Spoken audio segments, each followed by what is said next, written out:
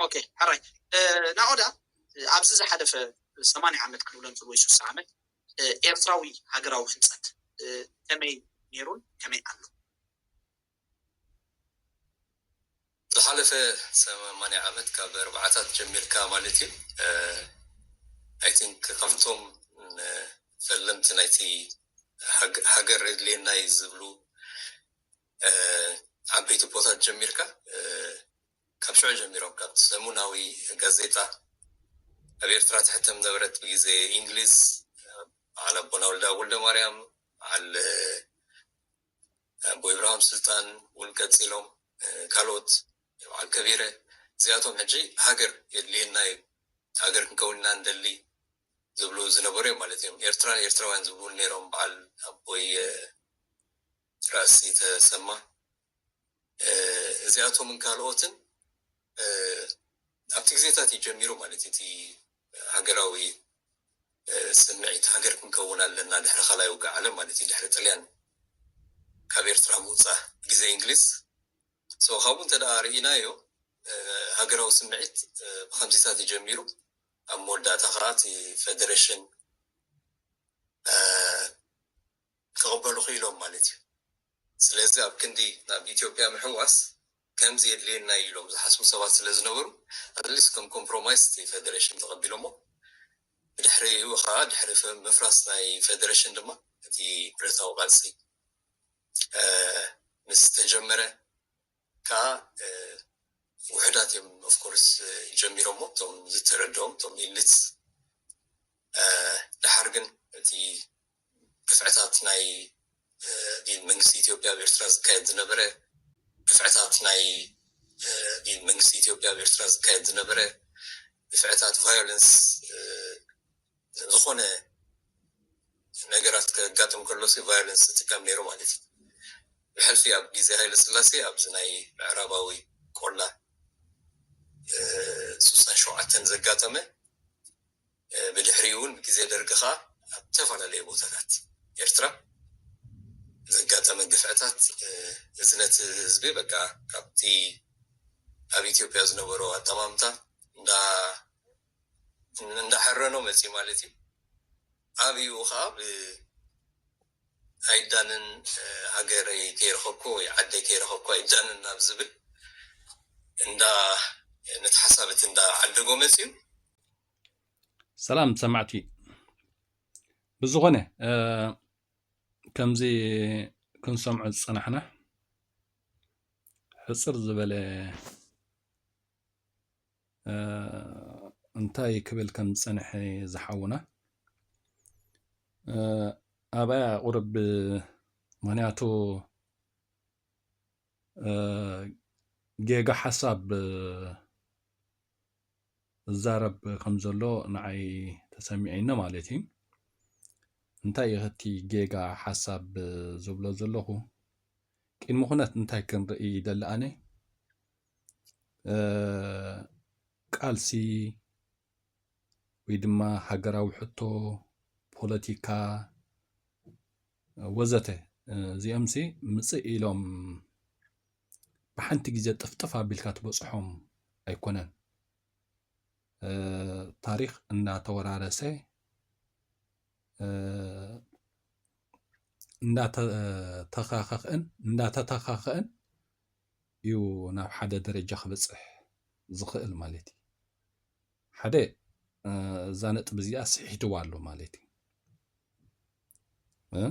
هجي سلامنتاي صحيتو يبلا لخو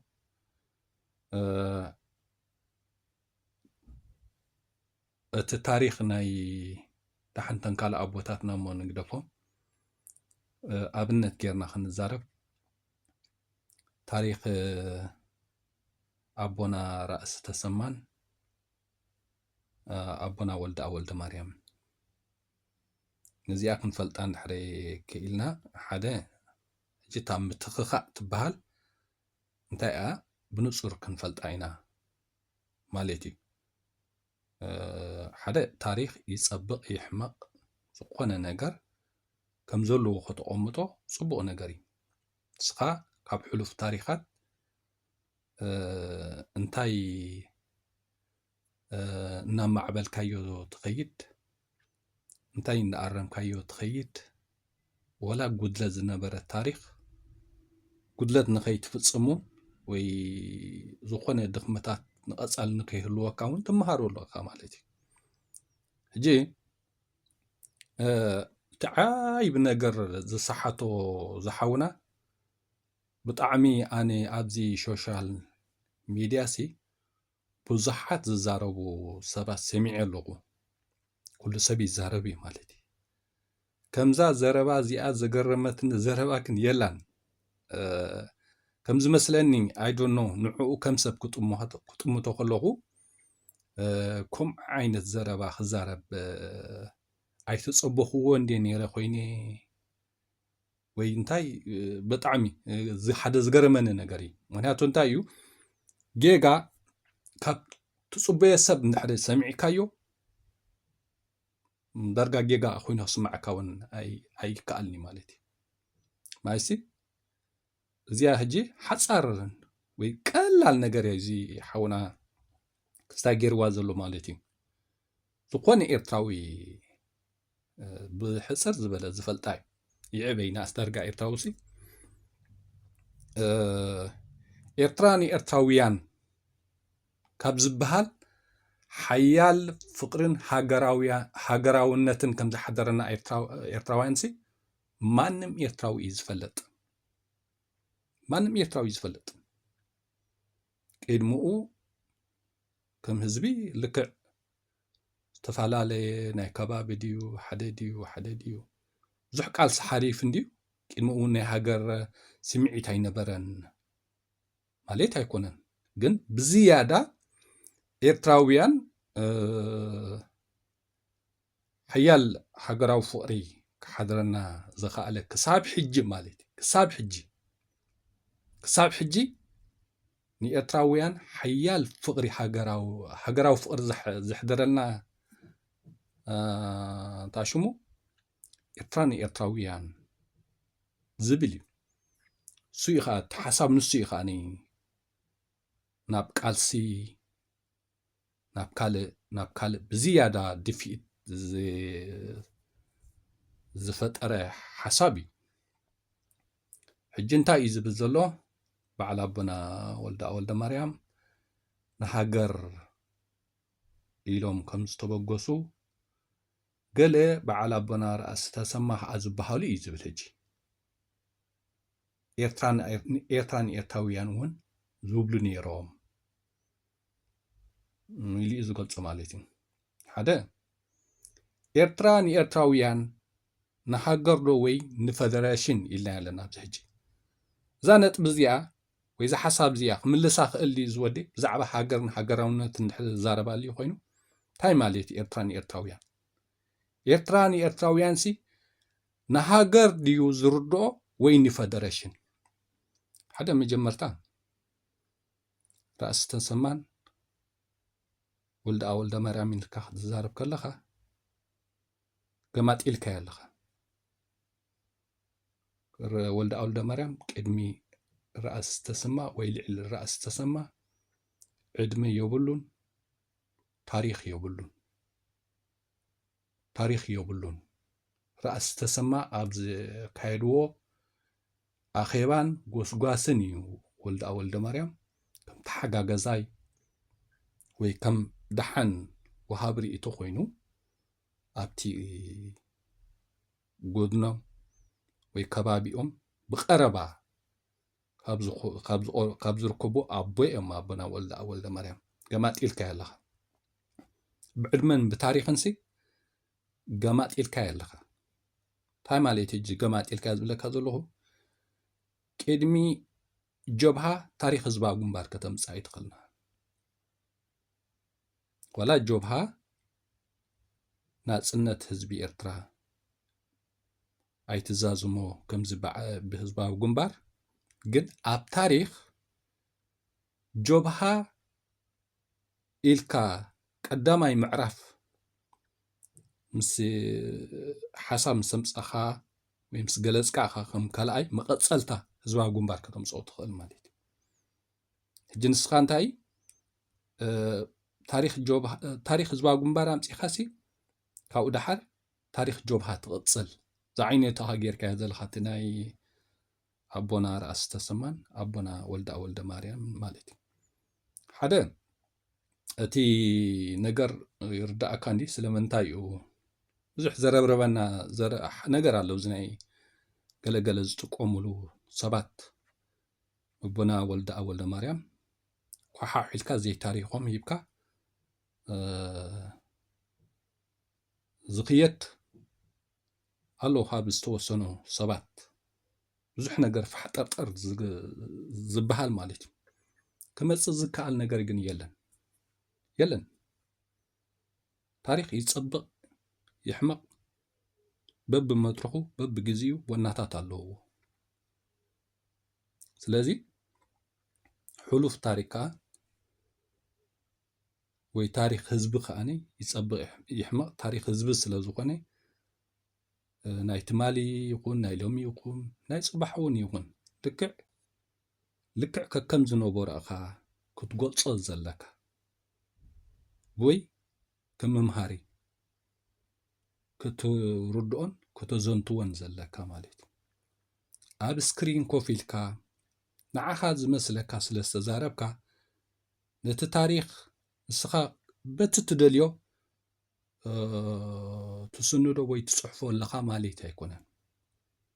يلن سب بتاناتو التاريخ ندحري نتسب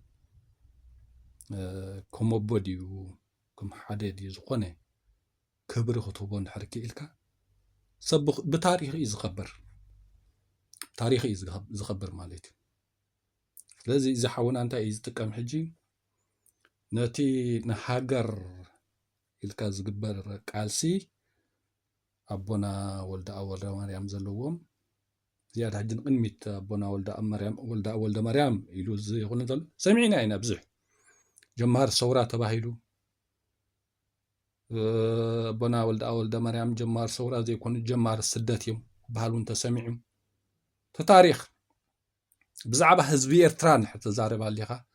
بزعبة قال حزبي إرتران حتى زارب كون عليها وحزبي إرتران سمام دي عور دي حزبي إرتران حزبي إرتران زي فلتو صورة على دي بزهاجر حزبي إرتران زي فلتو تاريخ على دي بزهاجر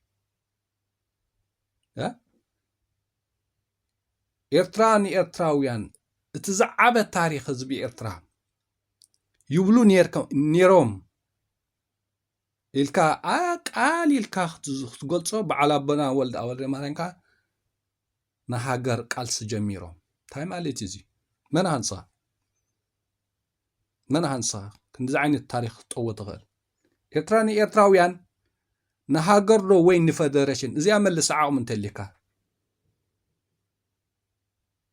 ملسو ويفليتكا تزارب كتفلط زي قبعة كان نجر كاني دمو زي تلخفو لب حسكا سلازم نساخا ولا حانت تقبرو تقل نجر يلا تنجر انتاي سلامتاي نتقول لنا زي كون نجر كتاوي كتامازز مفتان أمبر كلهم مبتات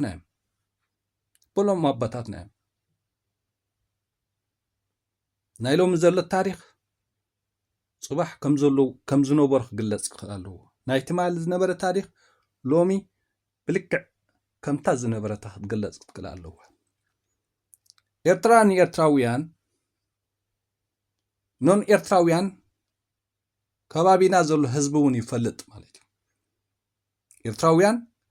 حيال فقري هاجراونا زحدرنا إرتراويان زبل سن حساب مستل عليه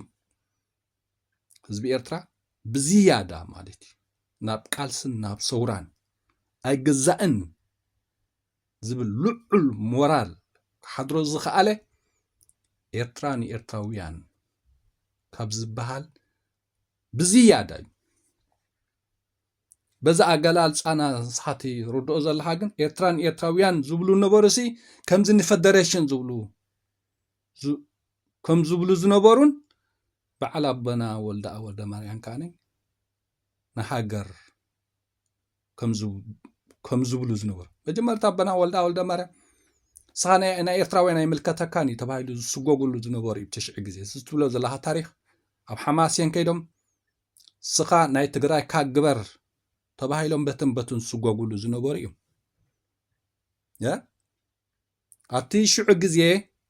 በትን ኣቦና ወልደ ማርያም ንስኻ ናይ ትግራይ ካግበር ተባሂሎም ዝስጎግሉ ዝነበሩ ግዜ ዝያዳ ከም ሓደ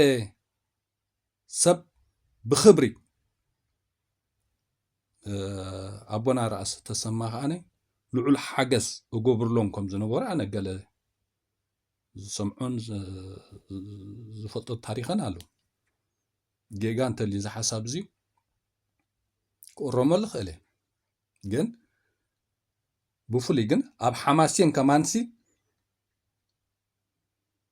ኣቦና ወልደ ማርያም ልክዕ ኣብ ብዙሕ ቦታ እዮም ኮሊሎም ኣብ ኤርትራ ብዙሕ ቦታ ኮሊሎም እዮም ካብ ኤርትራ ተመሊሶም እውን ከም ዝመስለኒ እንደገና ንትግራይ ከይዶም ነይሮም እዮም ካብኡ እንደገና ከዓ መፅኦም ምስቲ ናይ እምነቶም ማለት እዩ ምስቲ ጀሆባ ምኳኖም ማለት እዩ ብሓማስየን ኣብ ከባቢ ሓማስየን ክንከለና ሕጂ ብካልካ ይንረዶ ኣብቲ ሽዑ ግዜ ኣቦታትና ብዝያዳ ብከባቢ ገለ እውን ዝነበረ ምሕደራ ማለት እዩ ክሳብ ከምዚ ዘጋጥሞም ዝነበሩ ኣቦኦም ኣቦና ወልደ ማርያም በዓል ኣቦና ራእሲ ተሰማ ከዓነ ከባቢ ሙሉእ ድዩ ብሃገር ደረጃ እንዳተኣኻኸቡ ድዮም ዘመሓድሩን ዝኣልዩን ዝነበሩ ኤርትራን ኤርትራውያን እናበሉ ናይ ገዛእ ርእሱ ህዝቢ ኤርትራ ኩሉ ነገር ናይ ገዛእ ርእሱ ከም ሃገር ስምዒት ዝፈጥሩሉ ነበሩ ብድሕሩ ኣቦና ወልደ ማርያም ልክዕ ከም በዓል ኣቦና ራእሲ ተሰማ ከም ሓደ ዜጋ ኣብኡ ምስኦም ክነብሩ ሓገዝ ምስ ረኸቡ ጋዜጣ ምፅሓፍን ከም ኩሉ ኤርትራውያን ከዓ ነቲ ቃልሲ ከዓኒ ዝዓቕሞም ኣበርኪቶም ተታሪክ እዚ ይኮነን እዚ ዘይኮነን ተታሪክ እንታይ ሕጂ ዘይኮነ ታሪክ ከተምፅእ ትፍትን ጠፊእካ ኣይኮነን ድሙ ዘይትለኽፋ ልቢ ሒዝካ ክዳና ፃዕዲኻ ምምፃእ ትርጉም የብሉን ምክንያቱ ስለምንታይ ከምኡ ብላ ኣለኹ እዚ ታሪክ እዚ ዝኾነ ኤርትራዊ ዝፈልጦ እዩ ኤርትራ ንኤርትራውያን ካብ ዝበሃል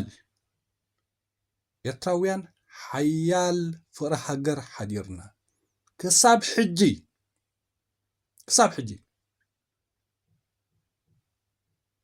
እዚ ስነ ሓሳብ እዚ ንኤርትራውያን ካኒ ናብዚ ክሳብ ሕጂ ወይ ንቐፃሊ እውን ከም ህዝቢ ጠሚርና ዝኸይ ዘሎ ማለት እዩ ብእምነት በሎ ብኸባቢ በሎ ብሓደ በሎ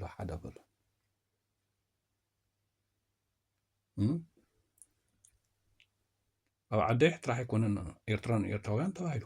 በዓል ከረን ወዘተ ብሃገር ደረጃ እዩ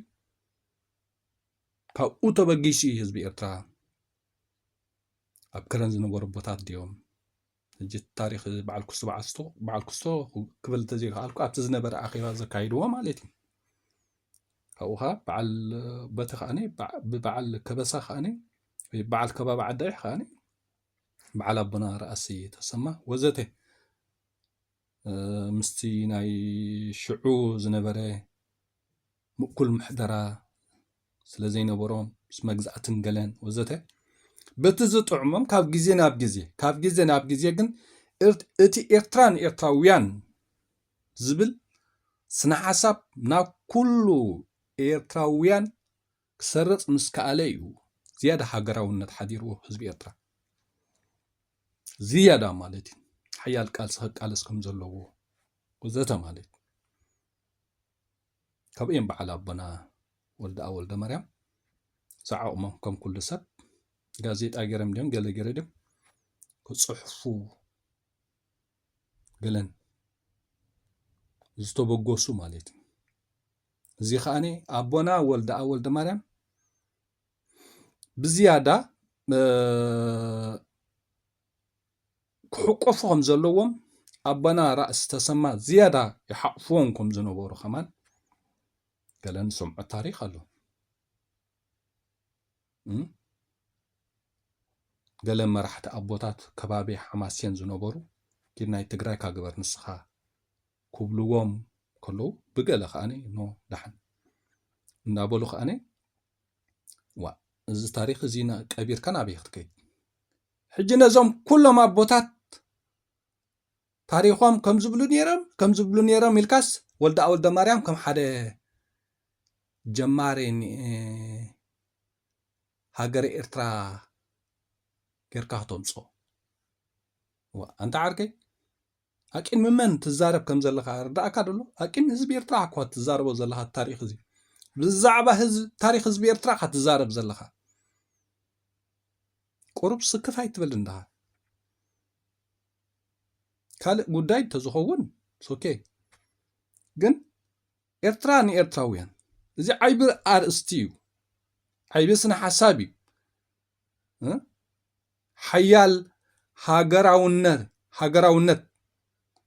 ዘስረፀ ስነ ሓሳብ እዩ ሕጂ ኤርትራ ንኤርትራውያን ከዓ ዝብሉ ነይሮም በዓል ኣቦና ወልደ ኣብ ወልደ ማርያም ከዓኒ ንሃገር ቃልሲ ተበጊሶም እንታይ ማለት እዚ መን ትበሃል ንባዕልኻ ኤርትራዊ ዲኻ ንስኻ ሕጂ ክትፃረፍ ትክእል ኣለካ ሰብ ኩሉ ግዜ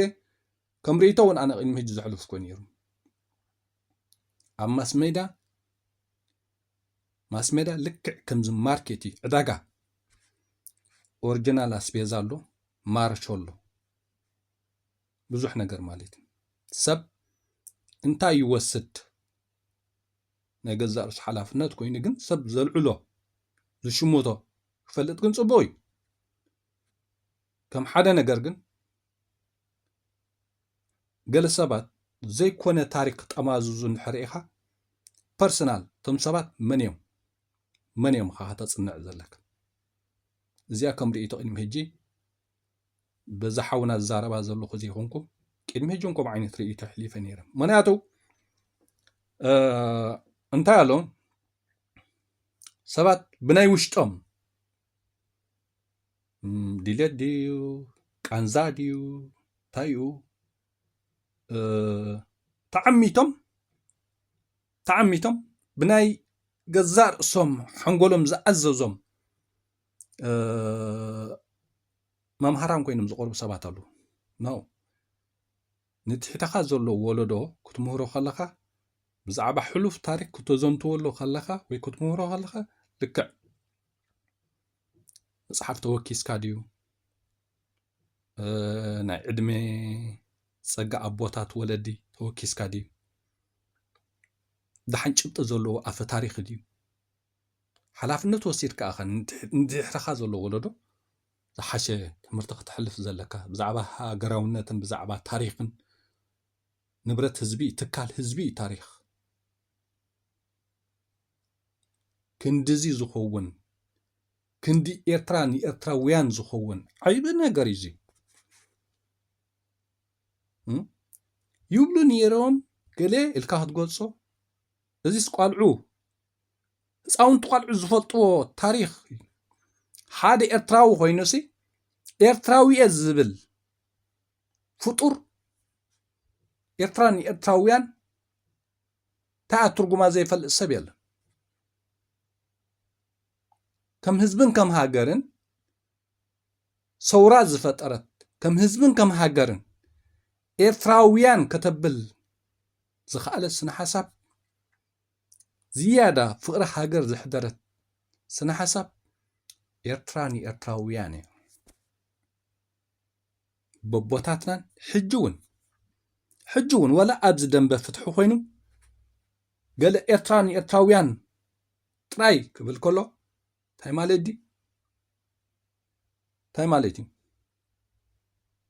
أبوتاتو كالا أين حوسن بهزبنان بهاجرنان قداينا نعنا تراي ملكت أبوتاتنا بهم مغنياتهم قيام إرتران إرتراويان كانوا حوسنا أين دلن تاي مالدي نفدرش مالديهم أمبال نهاجر ماليتو كوي أو قداينا أب إرتران إرتراويان مانم قوانا كأتونا أين دلن ماليتكو إحنا هاجرينا بعلنا خن ما حدا ندل هزبئينا مانم قوانا كأتونا أين دلن ماليتكو تم يجرك هالجنوع كم كالئ ولد ماريان كأني كم حدا نهاجر قالس كم زنبره تاريخ زفوت بوثاتنا يمزوم بوثاتنا على إبراهيم سلطان بوثاتنا لكي زبي إرترا جزاتات كبساني إثيوبيا متحت كأن السودان كجماعون هزبي إرترا أبز تبنك أساسلو نو زبي إرترا كبسانان متحتنا أين فلالن ناب إثيوبيا وناب سودان وين أتولو مخنيات يلن زبولو بوتات جاغانو بوتاتيم إرتران إرتراويان زبولو أبوتاتيم نعوم حجنا زخلو أبوتات ندحرت قوتة بالكاس ولد مريم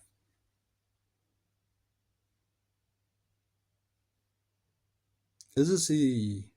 صبي بنات زي زغدا غد زي كنعبطوينا ازي ولد اول مريم ندبلك ابونا ولد اول مريم زي تاريخهم كوهابو فحطرطر زبال زغبر زلو بزحكا سمعنا جمار صورة ام سمعنا حدينا سمعنا كل نجر سمعي نزم غدا غد انا صو زاتوالا زلا غدا غدي كتعبت قتكل الله نخمز عينت غدا غدي ني حاسو تاريخ صبيبنت غدا غدي كايسسكا إرتراويان بفتح ديو بحدديو زقوني يكون مالتي عوت حزب إرترا محلخاتاتكو بزحوي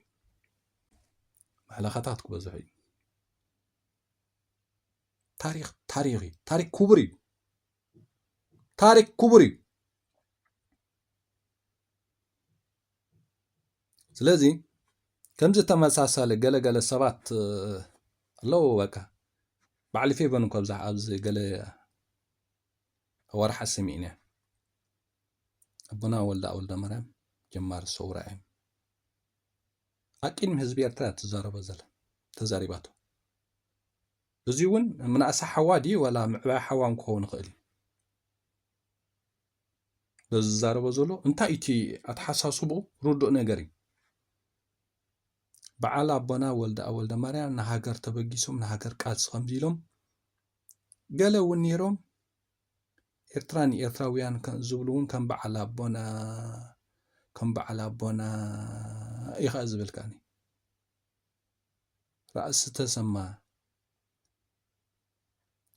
بعلا أبنا رأس تسمى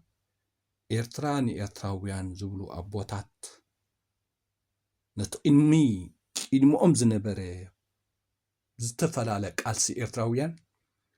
بعلا أبنا رأس تسمى كاني إرتراويان بزبل حيال سنة حساب حزم تبقيسهم كابو قصيلون كاني بعلا أبنا ولد مريم كاني نا كم زعينة تاسوبي ما تقول كلها صبق أقل على تاريخ زي أوكي جبهة صورة مسريتا ድሓር ብሰንኪ ስነ ሓሳብ ህዝባዊ ግንባር ትፍንጪላ ወይ ትፈልያ ስነ ሓሳብ ናይ ጀብሃ ናብ ዓወት ከብፅሓ ኣይከኣለን ስነ ሓሳብ ህዝባዊ ግንባር ናብ ናጽነት ኣብፂሑን ኣብቂዑን እዚኣ ታሪኻ ከምዘላ ተቐምጣ ትክላለካ ከምዘላ ተኣኻ ተቐምጣ ዘለካ ጀብሃ ጸሊእካዮ ሚኒን እናበልካ ትጎጾ ይብልካን ጢኒን እናበልካ ስእልካ በቃ ብዘየሎን ኣብ ውሽጥኻ እንዳተሰቃኻ ክትጎጽ ይብልካን ጀብሃ እዚን ዝጽቡቕ ነይሩ እዚን ጉድለት ነይሩዎ በቱ ጉድለታት ከኣኒ እዚ ከም ሃገር ክጠቕመና ኣይከኣልኒ ተባሂሉ ከኣኒ ህዝባዊ ግንባር ተፈጢሩ ህዝባዊ ግንባር ከዓ ጅግና ካብ ግዜ ናብ ግዜ ህዝቢ ወዲቡ ጽቡቕ ነይሩዎ ኣብ ምሕደራ ግን ዲክታተርነት ክሳብ ሕጂ አንጊሱሎ ክትብል ከለኻ ነገራት ከም ዘለዎ ንኻ ተቐምጣን ዘለኻ እቲ ጽቡቕ ነገር ጽቡቕ ትጥቀመሉ ንቐጻሊ እቶም ጉድለታት ከዓ ትእርመን ማለት እዩ ስለዚ ኤርትራ ንኤርትራውያን ዝብል ስነ ሓሳብ ምስ ነገስ እዮም በዓል ኣቦና ወልደ ማርያም ከዓ ጋዜጣ ክፅዕ መፅሓፍ ጀሚሮም ካልእ ኣቦታትና ቀፂሎም በዓል ኣቦና ሓምዲ ኢድሪስ ዓዋታ ሰውራ መስሪቶም ንሰምዕ ኢና እኮ ነቲ ኣቦና ሓምድ ኢድሪስ ዓዋት ዝጀመረ ሰውራ ወልደ ማርያም ጀመረ ሰውራ ኢልኩም ክትዛረቡ ሰማዕናኩም ሰባት እንኩን ኣለኹም በቃ ከምዚ ዓይነት ድኽመት ተራእዩ ይፈልጥኒ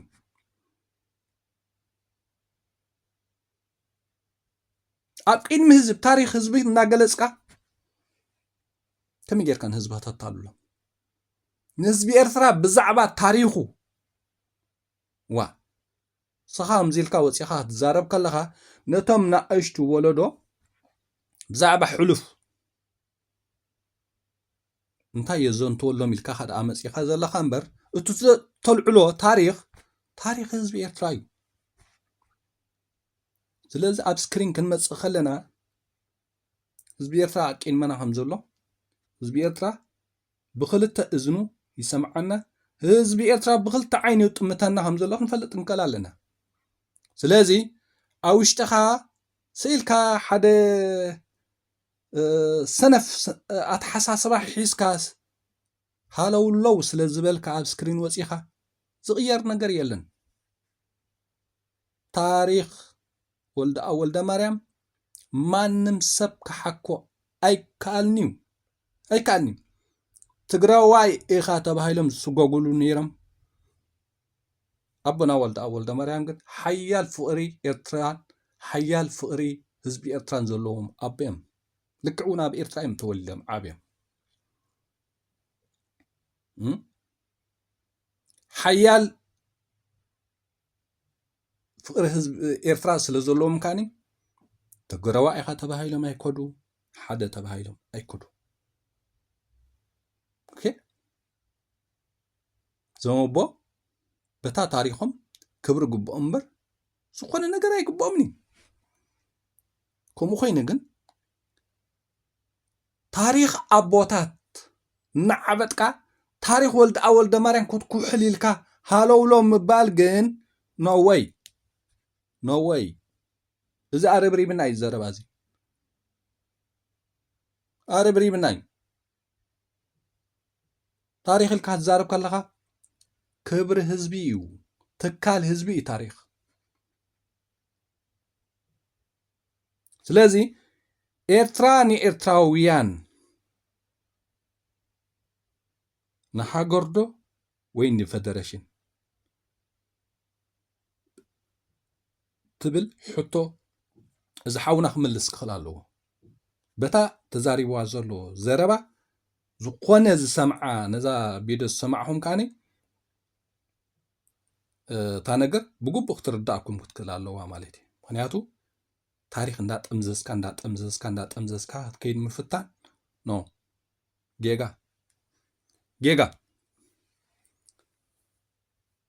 ዝኾነ ኣብዛ ብዙሕ ትዛረብ ወይ ዘዛረብ ኣርእስቲ ወይ የዛረብ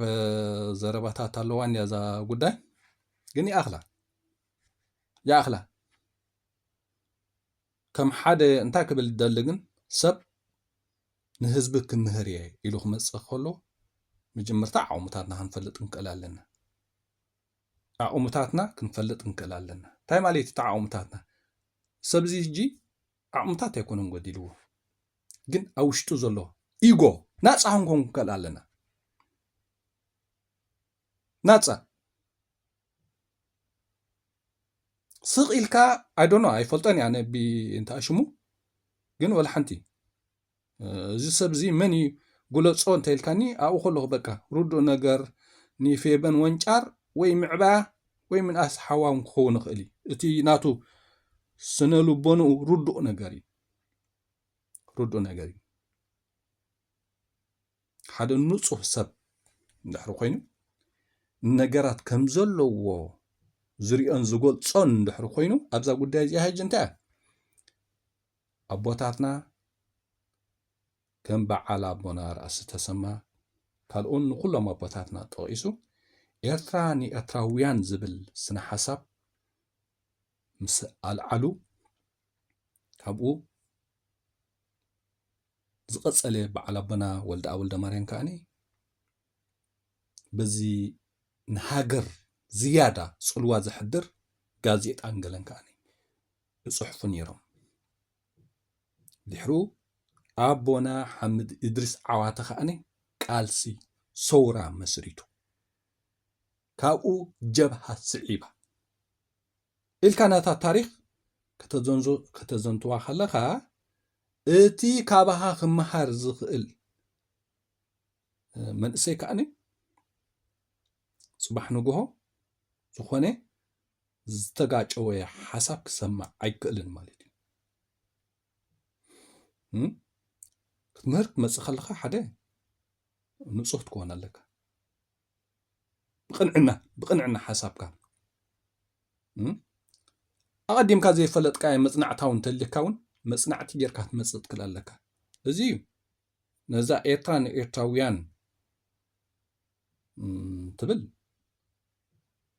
ዳርጋ ወዲ 2 ዓመት ኤርትራዊ እውን ፈልጣ እዩ ጠፊኣቶ ኣይኮነትን ጠፊኣቶ ይኮነ ኣንተ ስለምንታይ ሕጂ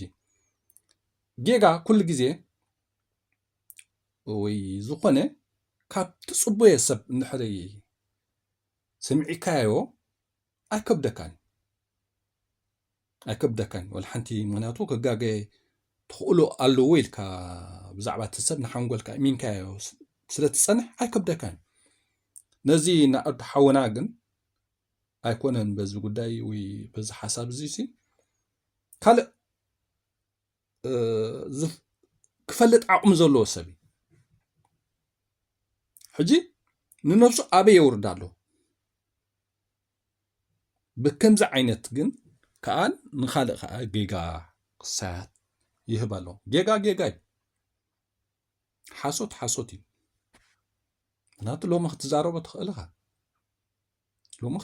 ትኽእልኻ ግን ጭብጢ ዘይብሉ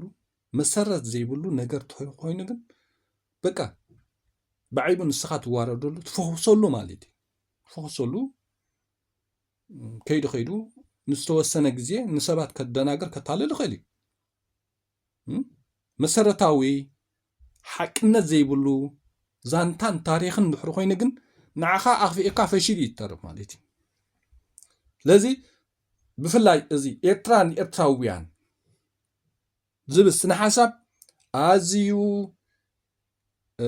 ዓይቢ ንኤርትራውያን ሓያል ፍቅሪ ሃገር ሓያል ውህደትን ጥምረትን ዝፈጠረ ስነ ሓሳብ እዚ ኤርትራ ንኤርትራውያን ተዝለዓለት ክሳብ ሕጂ እውን ኣብ ከባቢ ኤርትራውያን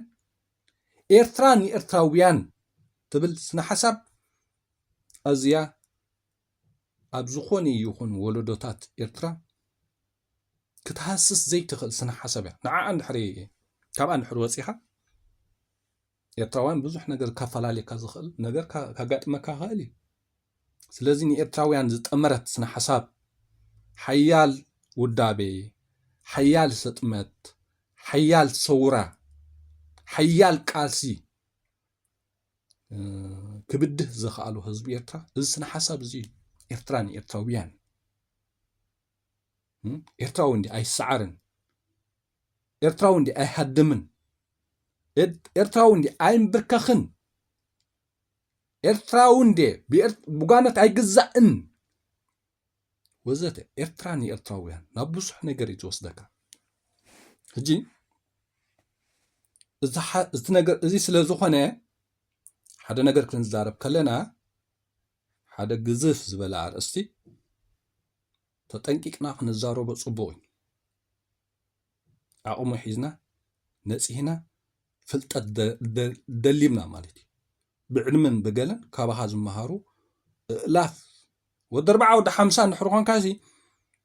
ብዙሕ መንእሰይ እዩ ካባኻ ዝመሃር ብብዙሕ ነገራት ማለት እዩ ሓላፍነት ወሲዱ ሰብ ብዛዕባ ታሪክ ድዩ ገለ ከዘንቱ ክኽእል ከሎ ሓላፍነት ወሲዱ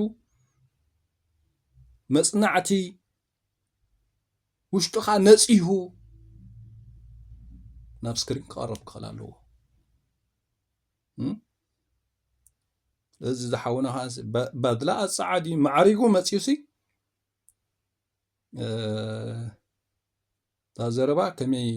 ሕንትርኽርኽ ኣቢልዋ ኤንወይ ሰሚዕና ያለና ግን እንታይ እዩ እዚ ከምዚ ዓይነት ማለትሲ ከም ሰባት ብዙሕ ነገር ጌጋታት ከጋጥም ክእል ግን ነገራት ከዓኒ እዚ ሕጂ በልሓንቲ እዚ ስኢልኩ ሰብ ብነፍሱ ውሽጡ ፀገም ዘለዎ ሰብ ጥራሕ ኣብዚ ሕጂ ክጋገየ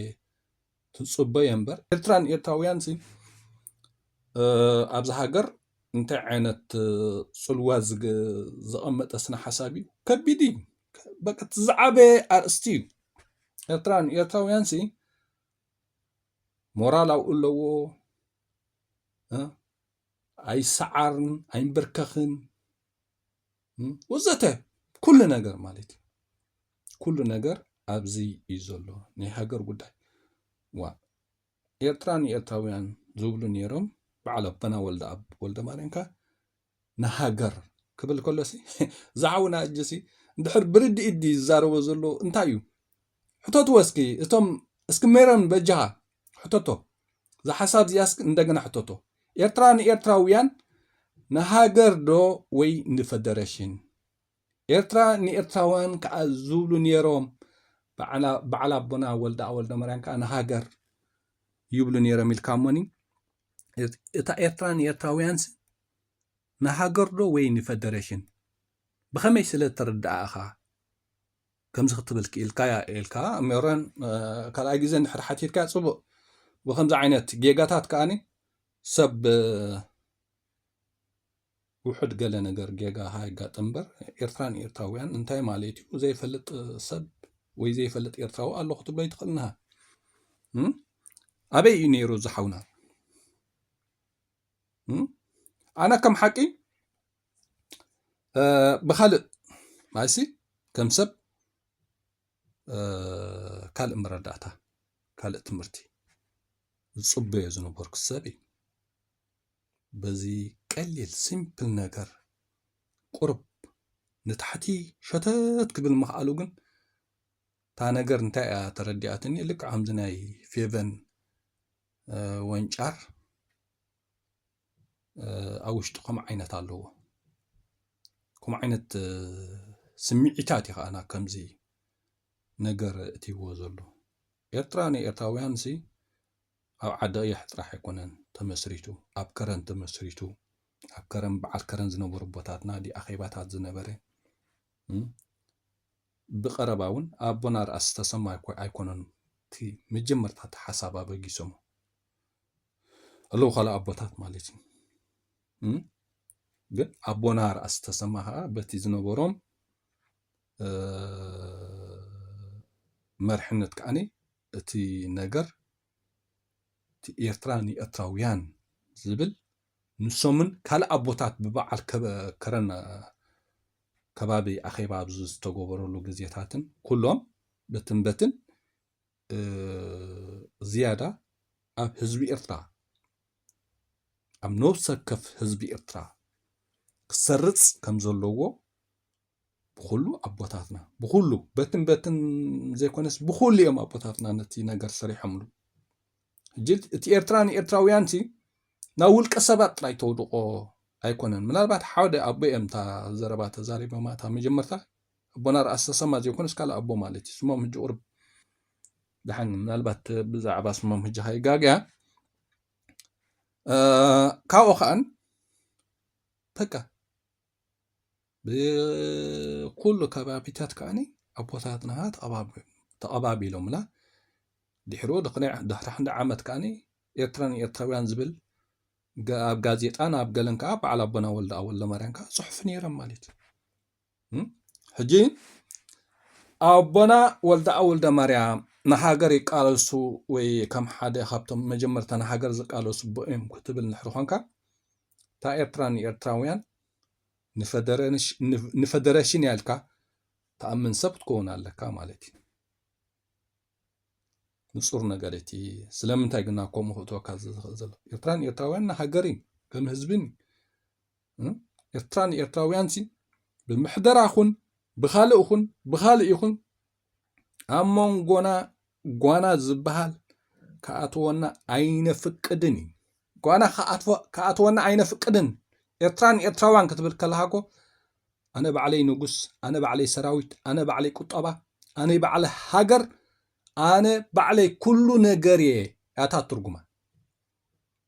ስለዚ እዚ ዓይቢ ታሪክ እዩ ታሪክ ህዝቢ ኤርትራ ትዛዓበ ታሪክ እዩ እዛ ነገር እዚኣ ንሕሪ እዛ ኤርትራን ኤርትራውያን ትብል ክትቀትላ ንሕሪ ፈቲንካ ኖን ሕጂ ኖን ቀደም ኖን ሕጂ ብሕጂ እውን ንህዝቢ ኤርትራ ቀሊል ሓደጋ ኣይኮነት እንተውርደሉ ነዛ ኤርትራን ኤርትራውያን ትብል ድሕሪ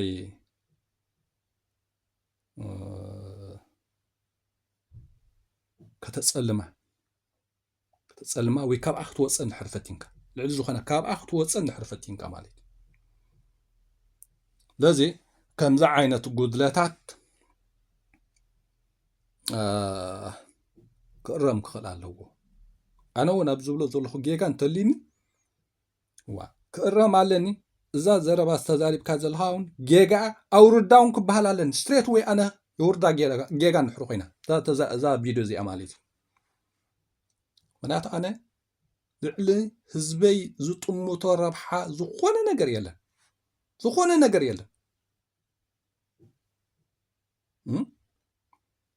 ንትሕተይ ዘለዎ ወለዶ ኤርትራ ከዓነ ዓቕሙ ይሃልወኒ ኣይሃልወኒ ብሓላፍነት ክዛረብ ዝደሊ